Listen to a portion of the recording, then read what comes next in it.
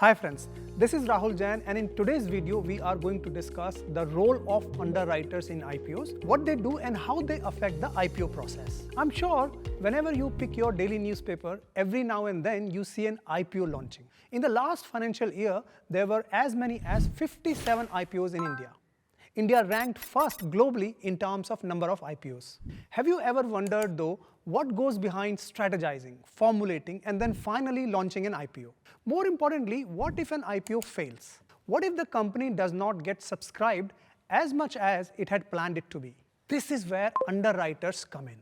Technically, as explained by NISM, a body regulated by SEBI, underwriters are intermediaries in the primary market who undertake to subscribe any portion of a public offer of securities which may not be bought by investors.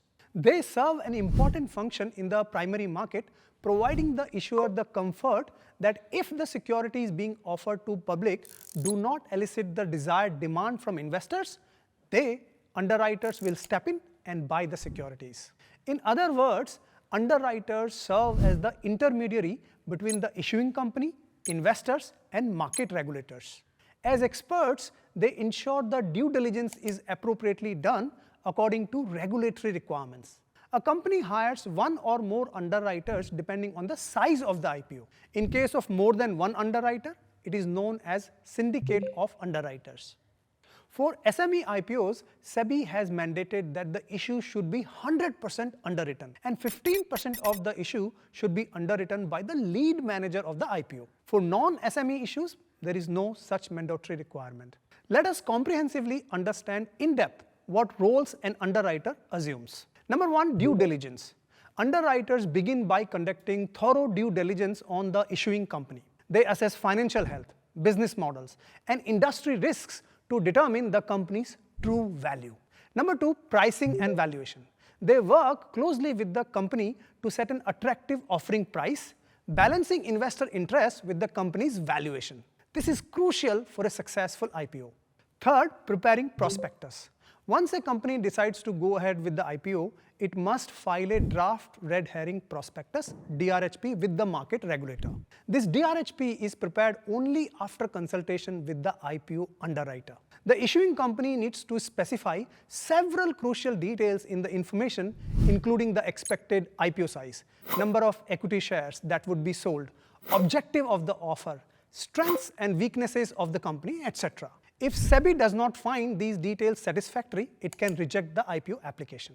Fourth, bridging gap between issuer and investor. After gauging interest, underwriters allocate shares to investors based on the demand and bidding for the IPO. Fifth, provides a guarantee to the issuing company.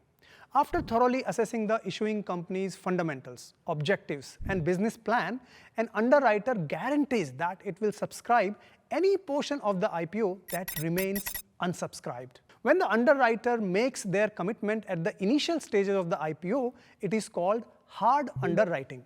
Soft underwriting is the commitment given once the pricing is determined. Soft underwriting also comes with a clause that provides the option to exit from the commitment in case of certain events. In some cases, the underwriters are not supposed to guarantee minimum sales.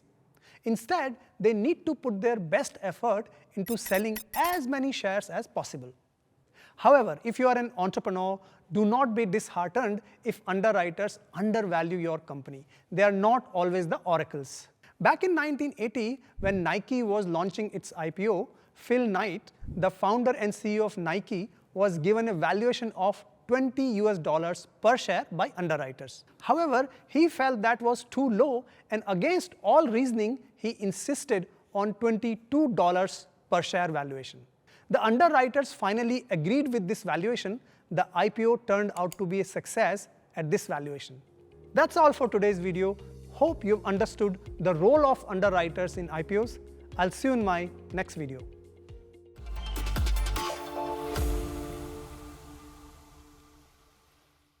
Investment in securities market are subject to market risks. Read all the related documents carefully before investing.